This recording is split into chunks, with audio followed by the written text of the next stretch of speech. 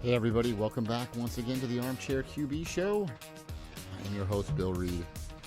With me as always is the Sam Adams Oktoberfest beer drinker. Yeah, I am. / America's counselor. Yeah. Mike Devine. Can I be both? You can, you're multi-talented. How you doing? I'm doing good, man. How are you doing? Well, I'm doing good. My professional football team, the Bears. What? Not so great. My fantasy football team, even worse. How about you?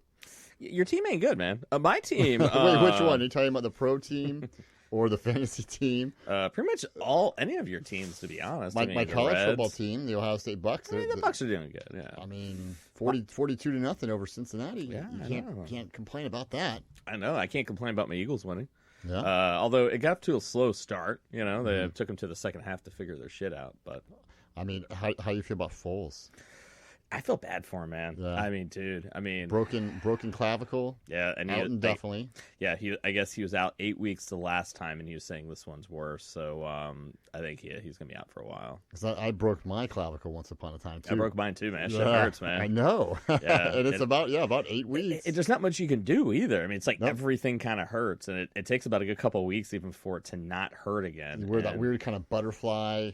Yeah, that little clavicle brace thingy. Yeah, that sucked. I mean, I felt bad for him. I mean, he took a fucking hell of a shot too, man. I mean, Foles is a stud. I mean, he always stands in the pocket and takes the hit. He just took it just the wrong way. I mean, there's a lot of injuries. Well, I mean, that's the way it goes. I mean, it's tackle football. It is, yeah. It is tackle football. I'm just happy my team ended up on the right side of it. Your team did. God, Wentz looked like a stud, man. Yeah, he did. He got a little slow start. I mean, I knew they were gonna have a slow start because literally Peterson sat the starters almost the entire preseason. So I'm like, all right, they're gonna start off. So the best thing is I was actually telling Jill about this. So Deshaun Jackson, the wife, So Deshaun Jackson he was a stud, man. He had a hell of a game, right? And he was saying at halftime.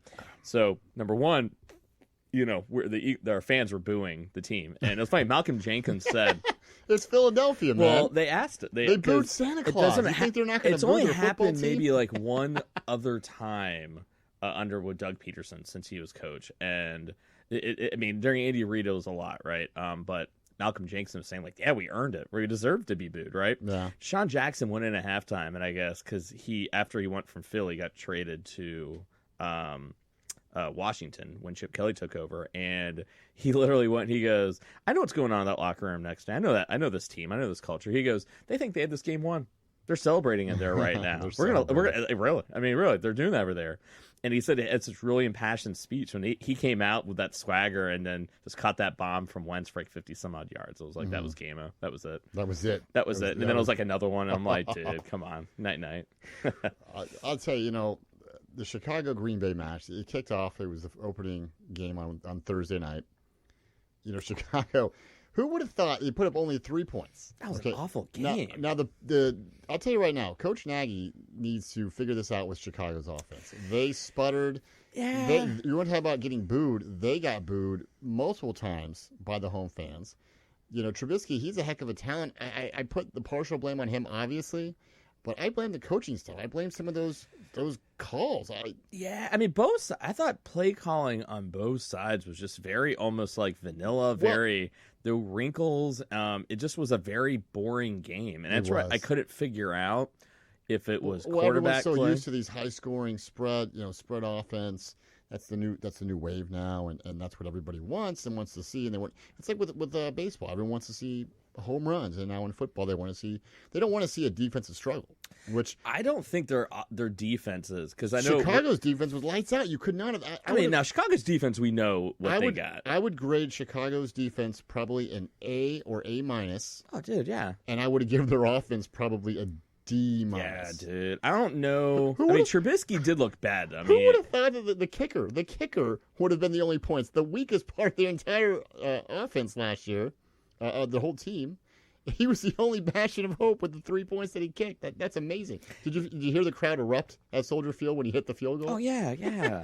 I mean, it was just bad, man. Yeah, it was just bad. Not a good game. I'm watching this game and I'm just getting angrier and angrier as a lifelong Bear fan. I'm going, what are we doing? Well, I kept sitting there going. Plus, I fucking hate the Packers. I hate them. I know. Yeah. I'm like, don't lose to the Packers again. Like, you're killing me. Yeah, I mean, dude. I mean, I'm also fueled with some Sam Adams Oktoberfest. It's okay today. It's all right to let out some of that frustration. I mean, it is week one, though. I mean, anger, Mike D. It is week one. All right. It is week one. I kept trying to tell myself it's week one. There's a lot of season to go. Get to the playoffs, rebound. Now that you know what the problem is, and to keep it close for as bad as they played, I got to tell you, it didn't help. It didn't take away the sting of the loss, but it is what it is. It's 1 week. Yeah, it's week one. I mean, I'm not looking too much kind of into it. I mean, there's like certain meta things that I look for, like with my Eagles. I looked for Wentz, making good decisions, third down completions. Looking downfield. You look at the line, and I was happy. I was a little frustrated with the slow start, but I mean, once again, our whole team pretty much was sat the entire preseason. But I look at really, you find out what your team is weeks 3, weeks 4, weeks 5, and that's really where you find out who your team is. So, I mean, it's early yet. Although, I mean, the fucking Patriots, fuck me, dude. I kept, waiting for Brady to have his decline.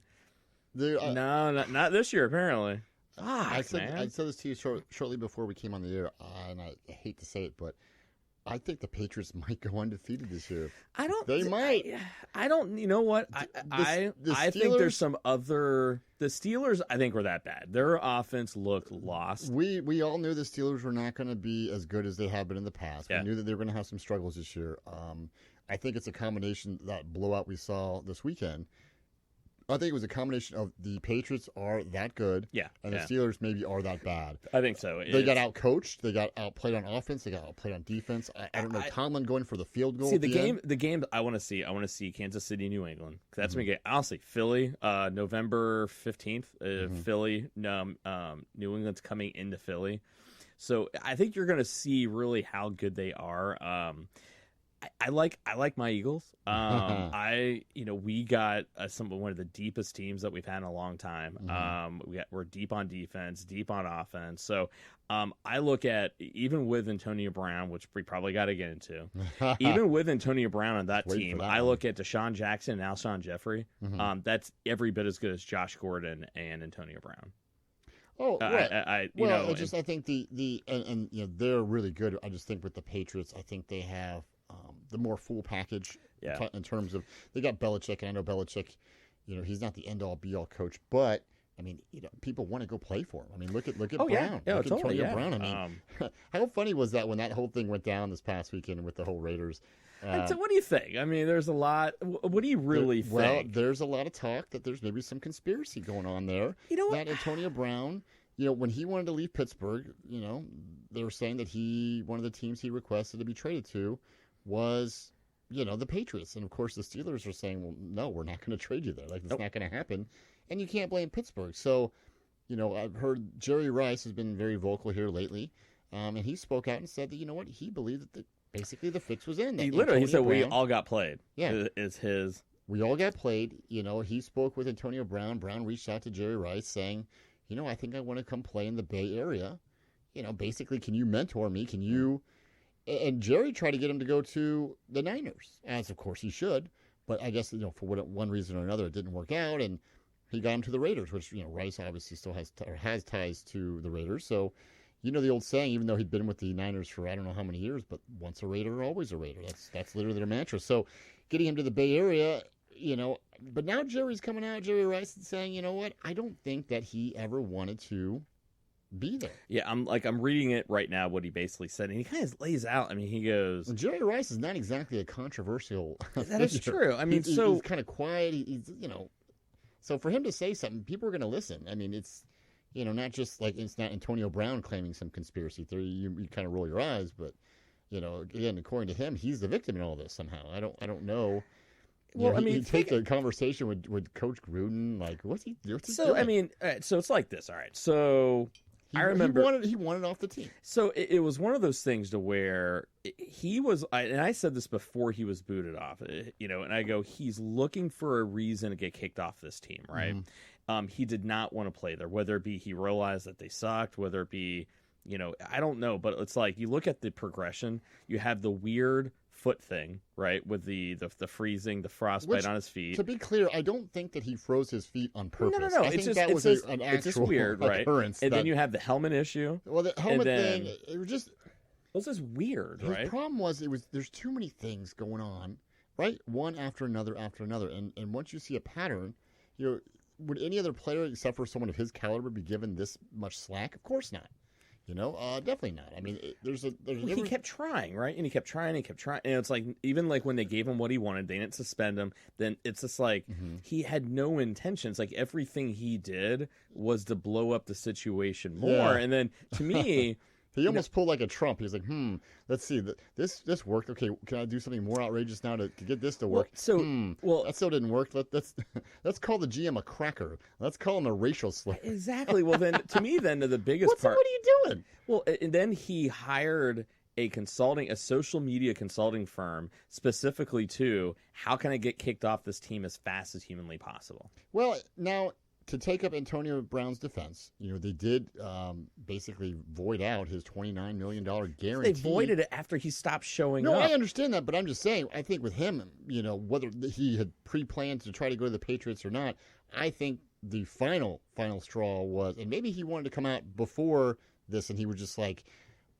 whatever I have to do to get out of here, but to give up $30 million guaranteed or $29 million guaranteed, I don't know. I mean, he's taking less money from the Patriots. I think it's like $14 million plus maybe incentives. Yeah, but he also has a $20 million bonus that they added on a player option for next year. So, and it's just he knew that was going to happen, and yet he kept pushing it and pushing it and pushing it. Like, it's weird because I wanted to give him the benefit of the doubt too. I kept watching Hard Knocks every week and watching this guy, and he's a family man, and he's out there signing autographs with the fans. He's going to like a high school football game. But the same guy though that like was a cancer on the Steelers I got know, kicked off the Steelers, right? But I mean, my point is though, I try to afford everybody a second chance, maybe a benefit of the doubt, because we've probably all been in a situation, whether it be in a relationship or a job or what have you, where it isn't a good fit. And you're just like, you know what? I might look like the asshole, but it's not a good fit, and you want a clean slate. And I kind of wanted to do that with Antonio Brown. I mean, I know you hear all the naysayers, you hear all the people saying, he's a diva, he's this, but he's also a really, really talented wideout. So, yeah, so is Terrell Owens. So is Terrell Owens. Yeah, that's true. I mean, so. I'm sure Martin Shkreli was an incredibly talented CEO, but then do you think that it was the fix was in from the beginning? Yeah, I do. Yeah, now, I think. How far back? You think from day one? Yeah, I do. I think it was I think it was a much more shady version of what LeBron and Bosch and D Wade all conspired to do at the Olympics. I think at the Olympics. Yeah, remember the Olympics when they all talked about all going going down to Miami? Okay, well, Wade was down there. He was trying to bring him down. Exactly. Okay. Yeah, and then the story went that they all came to the conclusion. Him and Bosch came to the conclusion they would go to Miami and during free agency. Well, I don't have a problem with that, and the reason why is because those guys didn't like force their way out of their contracts or get themselves. That's why released. I say it was a more shady version, right. And I honestly think because I think he wanted to play for the Patriots. The thing is, you got to look at with him. You have to understand he's 31. He has probably 2 maybe years of high level as a wide receiver, right? And that means then like I think he saw the Raider, and he knew he only wanted to go to one team. It was the Patriots. The Patriots or the Steelers refused to trade him there, so.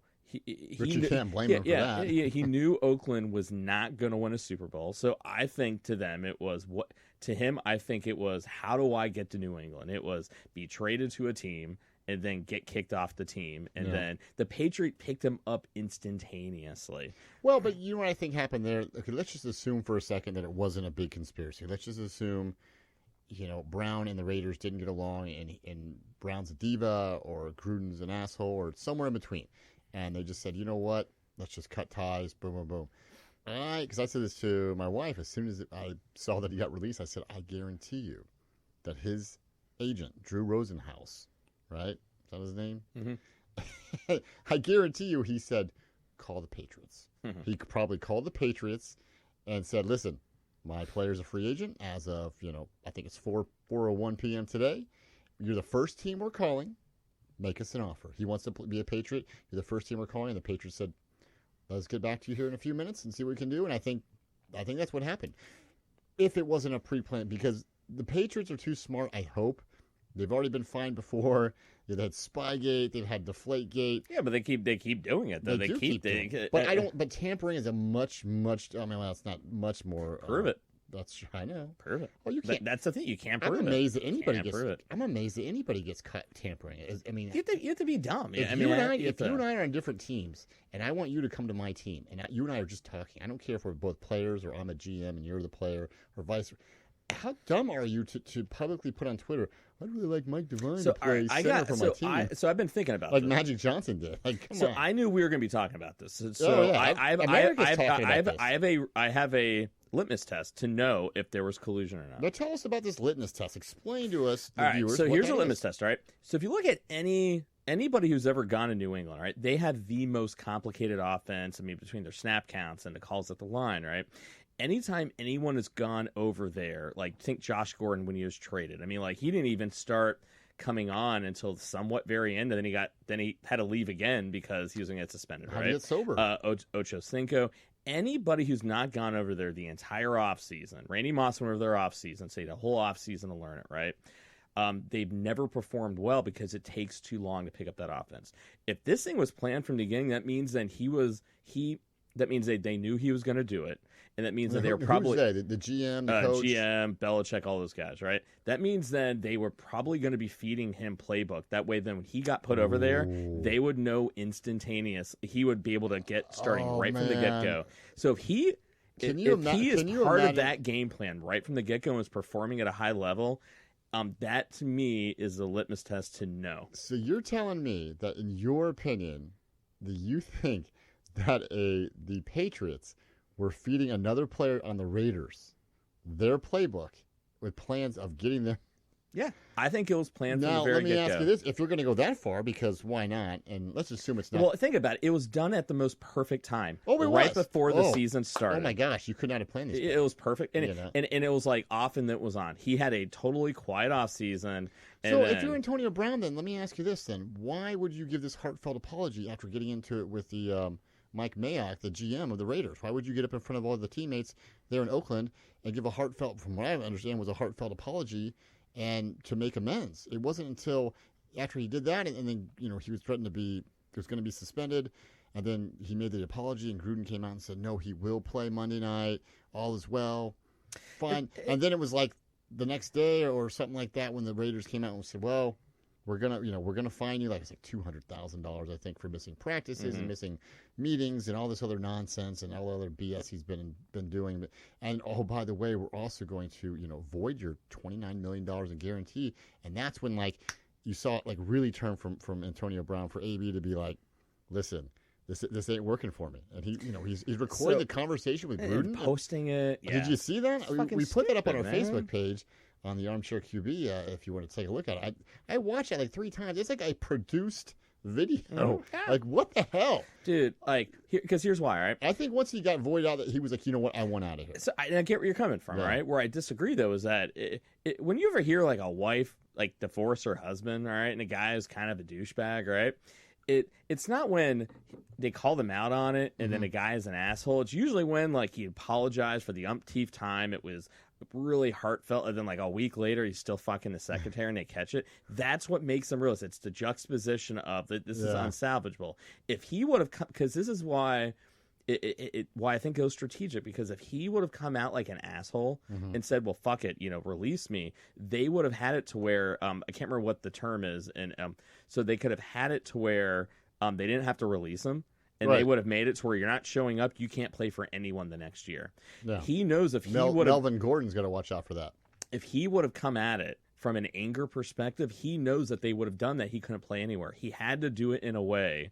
That's why he consulted that firm. It was, how do I get released as fast as possible? Now tell me more about this firm. So there's not much is known about it. It was actually in the Jerry Rice article that I read. That he hired a social media consulting firm. For sure. For sure. I mean, innuendo. This is. I mean, it's on the internet. It's multiple articles all reference that he hired. I've read it on 3 or 4 different articles. He hired a social media consulting firm, literally, to figure out how he can get released as fast as humanly possible.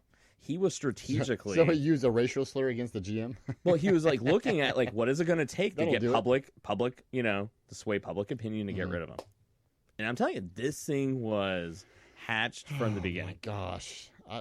I got to tell you, this whole thing, it plays out like a Hollywood movie. I just if it is true and it comes out, that will be the end of the Patriots. But will it come out though, and will it be the end of the Patriots? Deflategate wasn't, Spygate wasn't. I don't know, man. This is a weird one because like this is one where it was so egregious, almost like hiding in plain sight, to where it's like if it's true, they're gonna get caught because it's so out there and they're gonna investigate it. The NFL will figure something out, and maybe you'd like to think they would, but it's the NFL.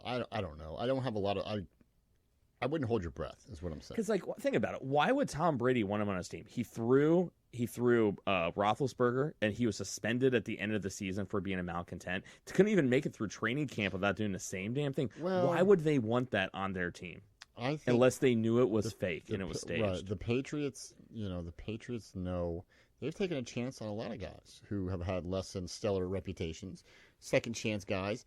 And Belichick is known for this one, though. Well, but this is like not a. But Brown hasn't never been convicted of a crime. I mean, he's not. But the guy is. By the league. But the guy literally he quit on his team in Pittsburgh, threw his quarterback and coach underneath the bus, and then did the same damn thing, not even making it through the season. Why would you want that on your team unless you know it's fake?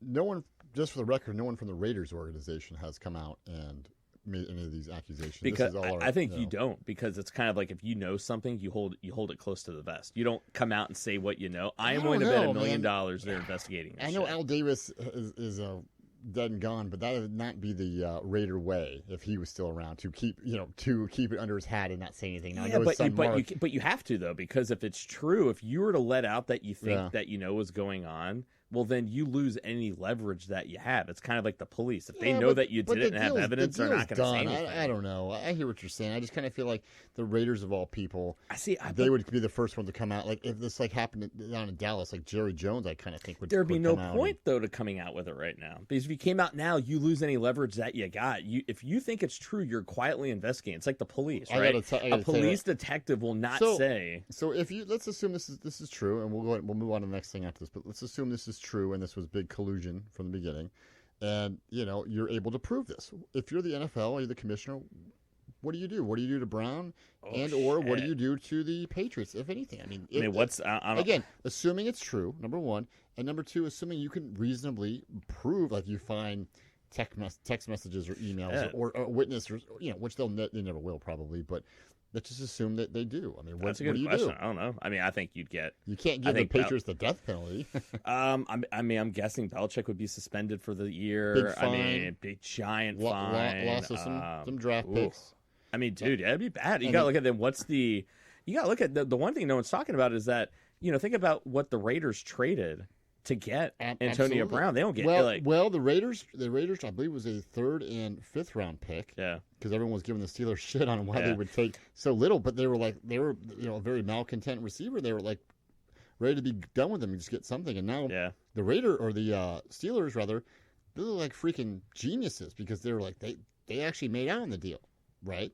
So it's the Raiders that look terrible. I mean, they got Khalil Mack gone, Amari Cooper gone. I mean, Antonio Brown never played one down. Not one down. Yeah.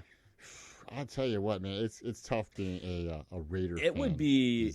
It would be one of those things. It would destroy the Patriots' legacy if they literally tampered that bad. I don't know. Maybe that's bad. I mean, like to ruin. Yeah. I mean, that's just man. That's just. Yeah, man, that's rough, man. I mean, that's pretty bad. It just seems weird. I mean, the whole thing does not. I love conspiracies. I know you do. I do, but this one to me doesn't seem like a conspiracy. It's like Occam's razor. What is the most likely solution? Mm-hmm. Like the most likely explanation. To me, that is the most likely explanation. It makes no sense. The only other one is that he is batshit crazy, but even then. The Patriots didn't do any due diligence. They got him right away. If that were anybody, you'd look at that as decompensation. Right. No, okay, so what was your take on the rest of week 1 of the NFL?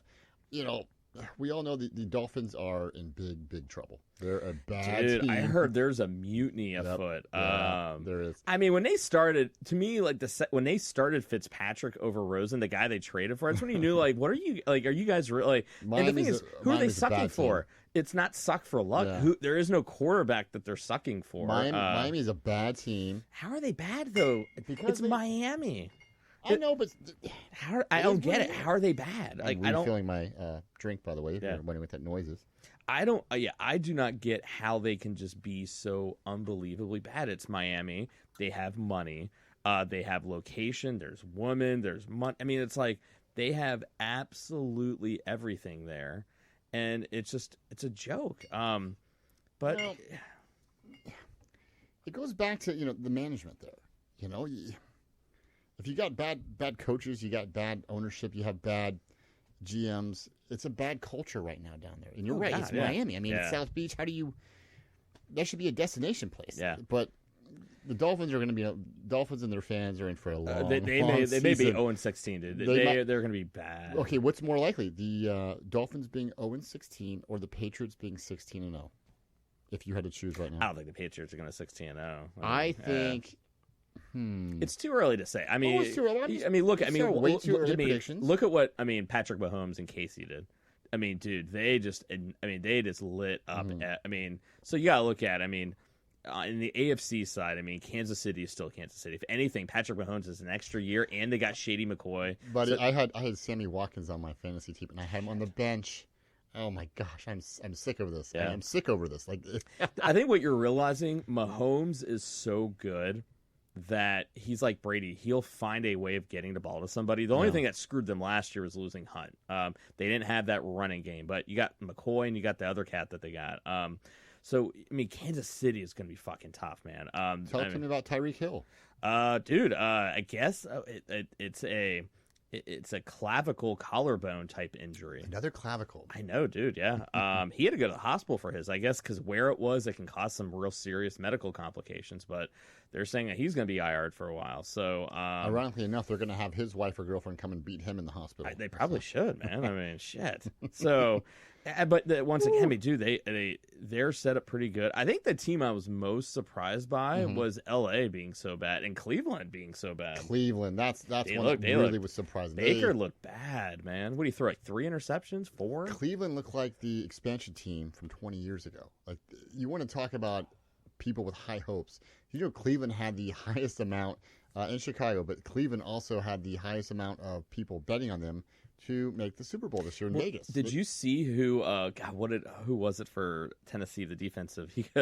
They go. So what? What did you think about the game? Cleveland. He goes. They are who we thought they were. Yeah, I did see that. Oh God. Man, I'll tell you what.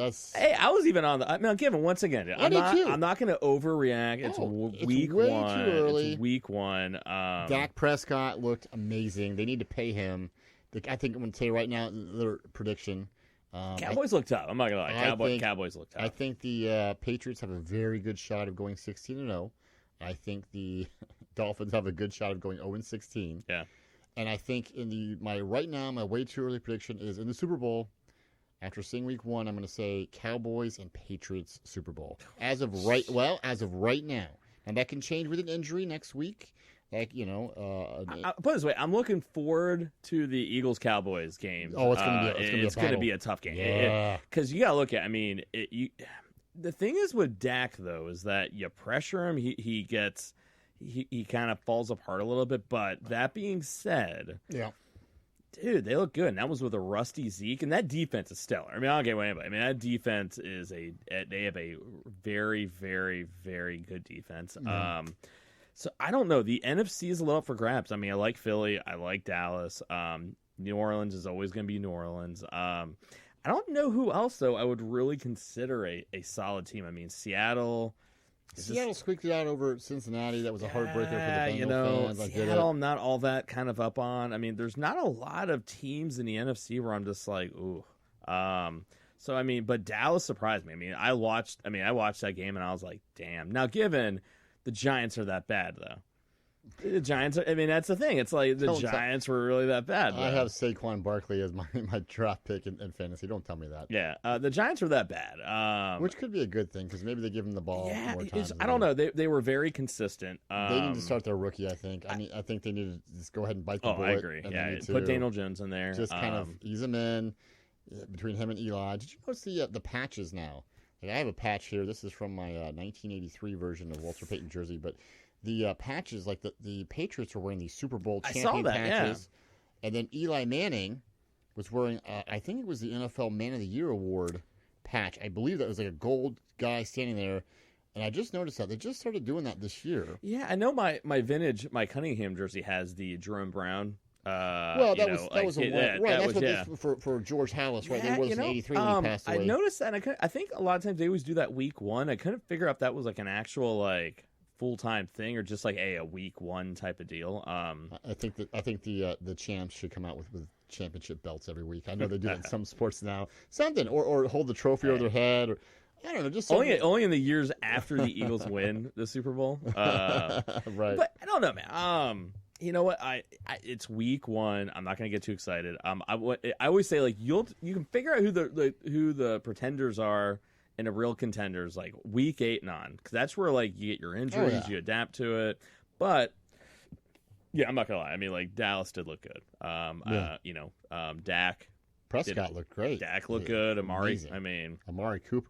I almost forgot he was there. Like there was so much Ezekiel Elliott drama watching him and seeing what he was doing, and he caught a touch. I'm like, oh yeah, that's a tough one because I picked him, and so like I had him last year. I am such an Eagles fan that even when Amari Cooper is my wide receiver on my fantasy team, even when you're making money on him, you're like struggling to root for him. That's how. That's how bad I hate the Cowboys. Well, you know what? We're going to check it again next week on week 2. We'll have a review on that as well. So we kind of ran it long this week with just one subject because we're huge NFL fans. And it's week back, 1, man. It's like back. It's a big week. I mean, but the one we didn't talk about. Maybe we should cover real quick. We were talking about beforehand. Yeah, you were upset about how the Bucs won 42-0, and yet somehow LSU jumped them in the Okay, rank. we'll make this real quick because I want to talk about Ric Flair real quick.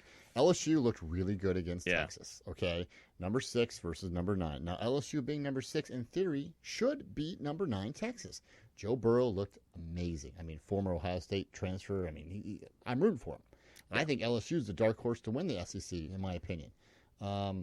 With that being said, they beat them, it was like 42-35. Is that what it was? It wasn't like a blowout. And somehow on the basis of that victory of a team that they should beat, they leapfrogged Ohio State and Oklahoma. Now, odds not that big of a deal, but because I think the rankings in general are kind of a joke these days. We have a playoff system now, so it's not nearly as important as it used to be. I just don't understand how you can win 42-0 and then get leapfrogged. So I looked at the AP poll, right? Yeah. So, basically so they interview a panel of 60 sports reporters, okay? So they assign sports reporters. You and I are technically sports reporters. Know. I'm just saying. So you get 25 points, okay, for first place vote, 24 points for a second. And then the thing is you can take away points for certain relevant factors.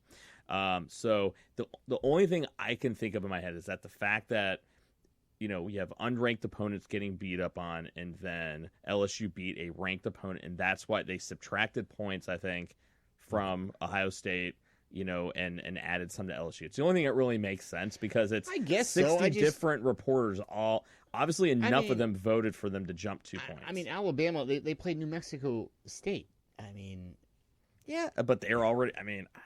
It's the only thing I can think of. I'm just saying, if we're going to talk about playing terrible teams, I mean, let's just do it. Be consistent. Again, the rankings are kind of a joke. But it's the bottom line here is what I'm saying is, if Ohio State or Oklahoma or Texas lost, but if LSU is like number 3 and they beat a highly ranked opponent, and then maybe you could see them. But they were ranked what?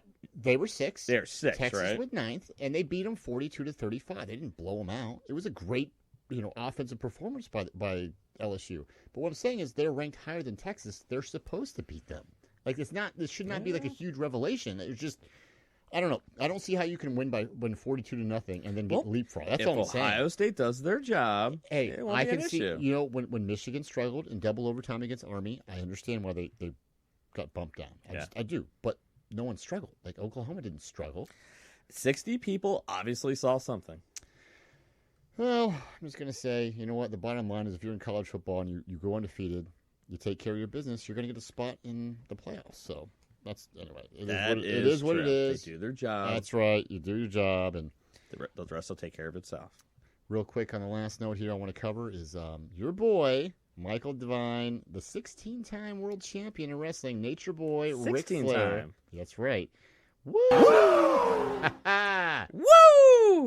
Woo! Sorry. I love doing that. It's kind of fun. They still do that in all the arenas. It's just something about that. I got my 2-year-old. You can not be a wrestling fan if you're a wrestling Ric Flair fan. You don't have someone to can be just go woo. He is the kiss stealing, wheeling dealing, jet flying, limousine riding, son of a gun. And I'm sure I got that wrong, but probably yeah. He's the man, the king of Sting, the Count of Monte Fisto. Ironically enough, that's what he is having a little bit of a dispute over with the WWE is the term the man. To beat the man, or to be the man, excuse me, you got to beat the man.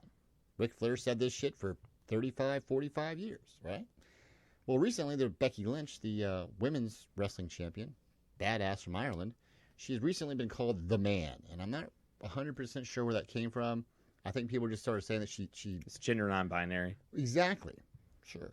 And they start calling her, you're the man. Well, she's really taken to that now. She has shirts made up, says the man. They call her the man, Becky Lynch, and I think it's not a slight. It's a compliment. It's kind of like when you say like that shit's the tits, man. Yeah, it's like you're not saying, you know, right? Exactly. Yeah. You don't actually mean tits. Yeah, but you mean that. They mean that in a positive. Like you're the man, the man. They call her the man, Becky Lynch, and she is. She's that good. Yeah.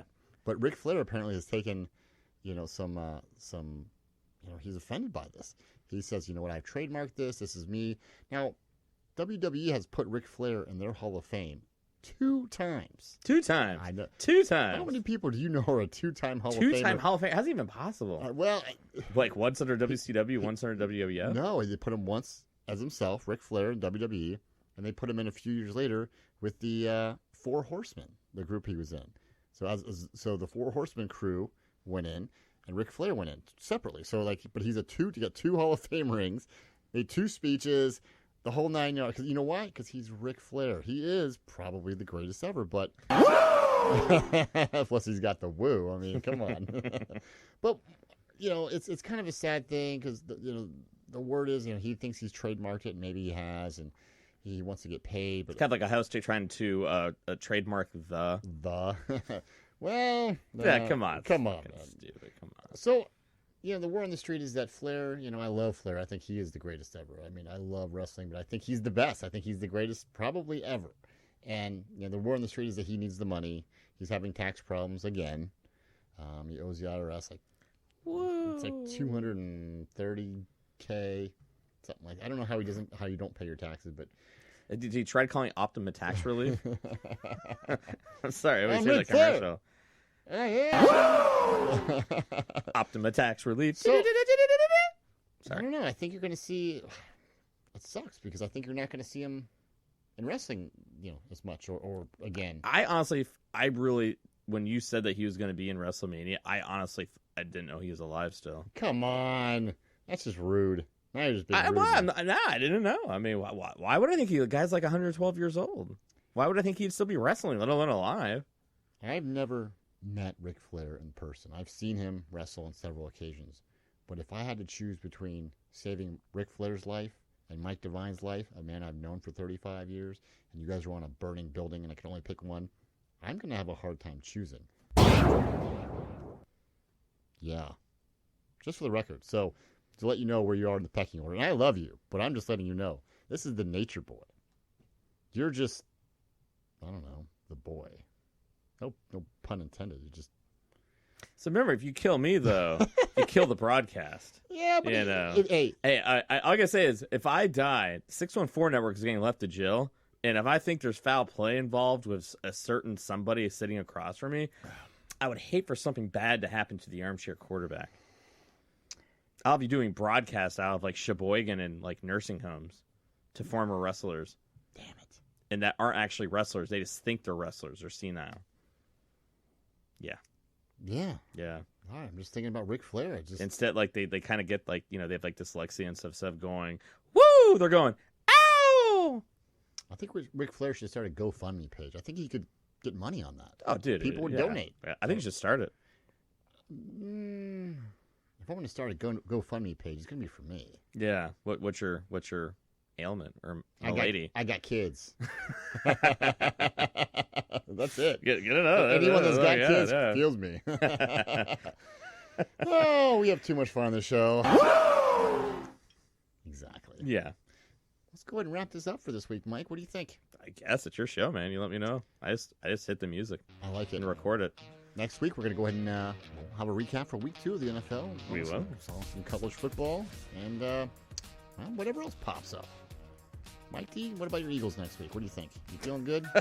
Hell yeah. I'm going to fucking win that shit. All right. I like Yeah. it. The Bears, I don't know. Depends on who shows up. I like it. For myself, Bill Reed, America's Counselor Mike Devine, the host of the Gray Matters Radio Show. Thanks for listening here on the 614 Radio Network. Until next time, you heard it here first. Woo! Good night, everybody. Good day.